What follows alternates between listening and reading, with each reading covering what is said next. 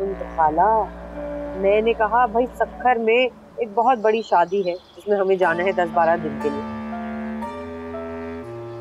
मिल तो सकेंगे नहीं, हाँ फोन वोन पे राब्ता कर सके। कैसा? Thank you. No problem. अस्सलाम वालेकुम। वालेकुम अस्सलाम। Congratulations. Thank you very much. आप आइएगा जरूर शादी पे। जरूर। अल्लाह हाफिज। चलें? ऐसा क्या कह दिया जो तुम शादी करने पे तैयार हो गए? खाला क्या बताऊं मैं ही बेवकूफ थी जो आबिद से शादी करना चाहती थी। शुक्र है आबिद से शादी नहीं हुई बल्कि रामेश से हुई। खुदा को मेरे लिए शायद बेहतर ही मंजूर था। और आज जो तुमने मुझसे शादी की है वो सिर्फ और सिर्फ दौलत की खातिर।